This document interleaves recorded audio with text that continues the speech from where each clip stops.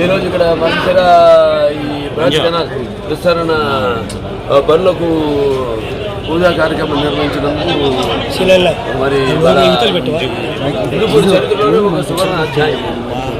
అలాగే దశాబ్దాలుగా ఇక్కడ ప్రజలు అలాగే రైతులు ఎదురు చూస్తున్న ఈ యొక్క నీటి కళను సాకారం చేసే దిశగా ఈ కార్యక్రమాన్ని చేపట్టడం చాలా ఆనందంగా ఉంది మాకు. ఎందుకంటే నుంచి కరువు కోరలో ఉన్న ఈ రాయలసీమ ప్రాంత ప్రజలు ఎదురు చూస్తున్న దీన్ని వాళ్ళ ఎంతో కీలకమైన ముందడుగు, ఎంతో ప్రాధాన్యమైన కీలకమైన ముందడుగు. మరి ఆనాడు ఈ రాయలసీమను కరువు కోరల నుంచి విముక్తి చేయాలని నాడు విశ్వవిఖ్యాత నట సార్వభౌమ నట సార్వభౌముడు పద్మశ్రీ డాక్టర్ కళాప్రపూర్ణ నందమూరి తారక రామారావు గారు, తెలుగుదేశం పార్టీ వ్యవస్థాపకులు, అలాగే మాజీ ముఖ్యమంత్రి వర్యులు, అలాగే గడిచి 3 సార్లు హిందూపురం నుంచి కూడా ఎన్నికైన శాసనసభ్యులుగా, అలాగే దివంగత ఎన్టీ రామారావు గారు ఆయన ఈ యొక్క ప్రాంతాన్ని సస్యశ్యామలం చేయాలని ఈ రాయలసీమ ప్రాంత నాడు మరి కాలేరు నగరి కావచ్చు, లేకపోతే తెలుగు గంగ కావచ్చు, లేకపోతే ఇది సర్వంతి కావచ్చు, వీటన్నిటికీ బీజం వేయడం జరిగింది. రాయలసీమ ప్రజలకు వాళ్ళకి ఆ నీటి హక్కును ఆయన కల్పించాలన్న దూరదృష్టితో మరి ఆనాడు ఆయన ఈ చేపట్టిన ఈ ప్రాజెక్టులు ఏవైతే ఉన్నాయో ఆయన మానస పుత్రికలు ఈ ప్రాజెక్టులు, దానివల్లే ఇవాళ ఈ ప్రాజెక్టులన్నీ ఏదైతే ఈ తెలుగంగా మన గాలి నగరి హెచ్ఎన్ఎస్ఎస్ ఇవాళ సహకార రూపం దాల్చుతున్నాయి కూడా. ఇంకా దాల్చుతున్నాయి ఏంటంటారు.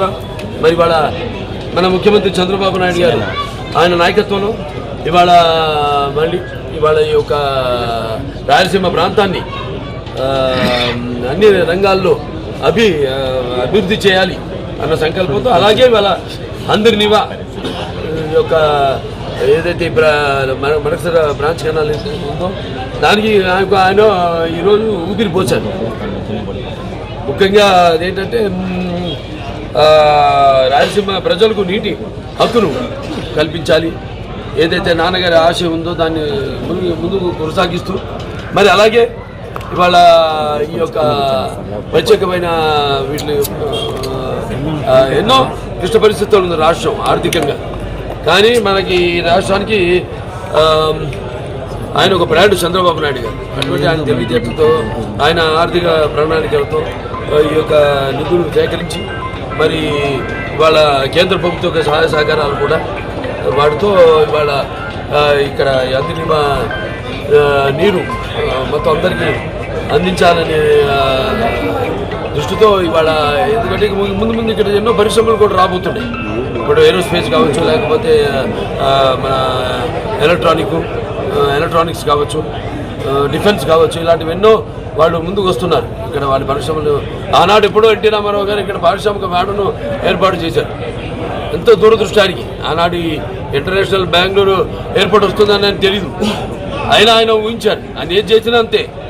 అక్కడ Basavataraka Indo American cancer hospital research institute కట్టినా కూడా కట్టినప్పుడు ఎప్పుడు అది అన్ని పెద్ద కొండ, అలాగే అన్ని బండలు తప్ప ఇక్కడ కడుతున్నాను ఏంటి అన్నారు. ఇవాళ చూడండి, ఇవాళ జూబ్లీ అదే ఇవాళ ప్రపంచంలో కల్లా అతి ఖరీదైన కాలనీ అంటే జూబ్లీ హిల్స్ అలాగే విస్తరించుకుంటూ పోతుంది. ఎక్కడ మనం వాడికి సదుపాయాలు కలిగే చేస్తామో ముందే ఊహించి తప్పకుండా ఇక్కడికి వస్తారు, ఆ సదుపాయాలు వాళ్ళు ఉపయోగించుకుంటారు. మీకు ఏ ఇండస్ట్రీ వచ్చింది వాళ్ళకి నీళ్ళు ఇచ్చాం. అలాగే ఇప్పుడు అలాగా ఆయన కూడా ఈ యొక్క అనుమతులు మంజూరు చేయడం ఏంటి, ఇన్ని ఆర్థిక ఇబ్బందులు కూడా చేయడం ఏంటి, అలాగే మంజూరు చేయడం, అలాగే త్వరగతిని ప్రాజెక్టు పూర్తి చేసే దిశగా ఆయన కూడా ఈ మన అందరినీ సృజన సరపతి గురించి ఆలోచిస్తున్నారు. కాబట్టి ఈనాడు ఈ యొక్క భూమి పూజ చేయడం జరిగింది. అలాగే మా జిల్లా అధ్యక్షులు ఉన్నారు ఇక్కడ ఎంఎస్ రాజు గారు, అటు మడకసిర ఎమ్మెల్యే మడకసిరకు కూడా త్వరలోనే ఏదైతే 57-58 ప్యాకేజ్ ఉందో దాన్ని కూడా మా విన్నపం తొందరగా అయిపోతుంది. అది కూడా నేను నిర్మల రామనాయుడుగా మా జనవరుల శాఖ మార్చులు నిమ్మల రామారెడ్డి గారు, ఆయన కూడా ఈ సందర్భంగా ఇక్కడికి వచ్చినందుకు, అలాగే మా సహచర శాసనసభ్యులు మా పార్థసారథి గారు, ఎంపీ గారు, సార్ మాకు పంచుబడి సార్ ఎంపీ ల్యాడ్స్ అడగని ఇస్తారు, మేము అడుగుతాం మా అవుతున్నాను. అలాగే ఇక్కడ రాగి వ్యవసాయ రాగి పంట పండించేవాళ్ళు ఉన్నారు. వాళ్ళు ఏంటంటే పాపం హైయెస్ట్ ప్రొక్యూర్మెంట్ హిందూపురం జరిగిందండి. మొత్తం జిల్లాలో 2.5 లక్షల టన్నులు అయితే హిందూపురం నుంచే 1,00,000 టన్నులు ప్రొక్యూర్మెంట్ చేయడం జరిగింది. ఇంకా ఉన్నాయి, ఇంకా 3,000 బస్తాలు ఉన్నాయి, కేజీ బస్తాలు, అర కేజీ బస్తాలు. ఆయన కూడా తప్పకుండా సివిల్ సప్లైస్తో మాట్లాడి త్వరలోనే వాటిని కూడా వాళ్ళ దగ్గర నుంచి కొనుగోలు చేసేలా చర్యలు తీసుకుంటానని ఈ సందర్భంగా మీ అందరికీ తెలియజేసుకుంటున్నాను.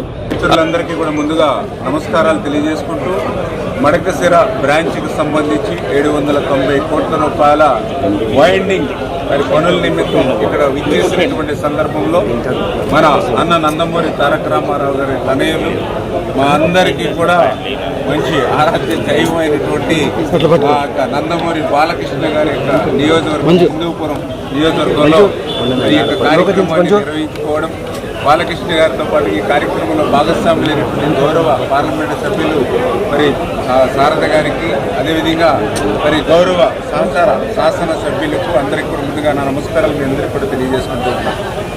చాలా సంతోషం, ఎందుకంటే రాయలసీమను ఒక రతనాల సీమగా మార్చాలనేటువంటి ఆలోచనతో ఈ రోజనే కాదు, ఆ రోజు అన్న నందమూరి తారక రామారావు గారి దగ్గర నుండి, ఎందుకంటే ఈరోజు రాయలసీమలో ఇరిగేషన్కి సంబంధించి అంటే ఎక్కడైతే జలం ఉంటుందో అక్కడే జనం ఉంటారు, ఎక్కడైతే జలం ఉంటుందో అక్కడే అభివృద్ధి ఉంటుందనేటువంటి ఆలోచనతో ఎన్టీఆర్ గారు ఈ రోజని కాదు, ఒక తెలుగు గంగ, ఒక హంద్రీనేవ, ఒక గాలేరు నగరి, ఒక ఏ ప్రాజెక్టు చూసినా, ఏ రిజర్వాయర్ చూసినా ఆ రోజు ఎన్టీ రామారావు గారు, ఈ రోజు చంద్రబాబు నాయుడు గారు ముందుకు వస్తారు.